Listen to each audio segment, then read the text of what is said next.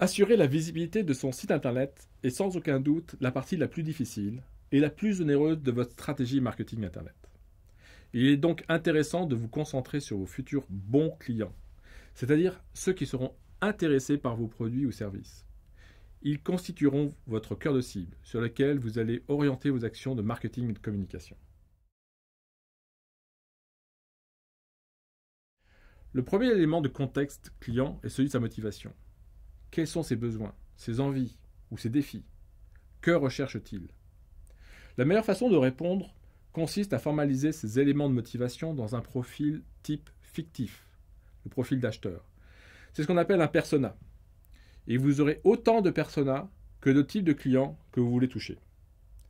Ces profils sont élaborés sur la base de données réelles et d'hypothèses concernant les caractéristiques démographiques et comportementales, ainsi que les motivations et objectifs des prospects.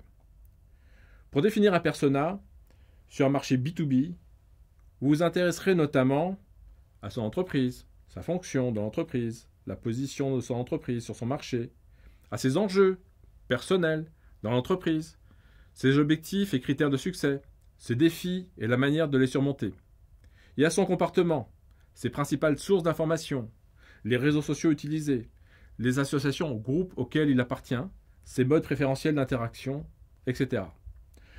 Tout ce travail vous conduira à répondre à ces questions. Que puis-je lui apporter? Et comment puis-je l'aider à résoudre son problème? Dresser les profils des clients est bien connu des responsables marketing. Mais le digital facilite la diffusion rapide des messages aux bonnes personnes et au bon moment. Inutile de tenter de convaincre tous les clients, vous n'y arriverez jamais. Par contre, il est utile de comprendre comment attirer les clients qui vous intéressent. C'est le principe développé par Simon Sinek, conférencier et écrivain britannique. En analysant la communication des grands leaders, il a mis en lumière le fait qu'ils réussissent à engager leur public en communiquant différemment. D'habitude, les entreprises disent ce qu'elles font, le what, puis comment elles le font, le how, pour terminer par pourquoi elles le font, le why. Simon Sinek illustre son propos par le Golden Circle, ou cercle d'or.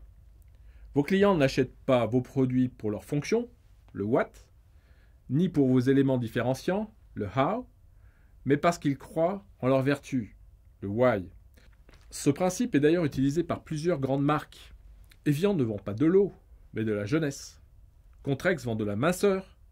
Et Apple vend des outils innovants avec le message « Think different », pensez autrement. Pour attirer, intéresser, puis convaincre vos futurs meilleurs clients, parlez de ce que vous croyez, de ce qui fait vos valeurs, communiquez sur votre why.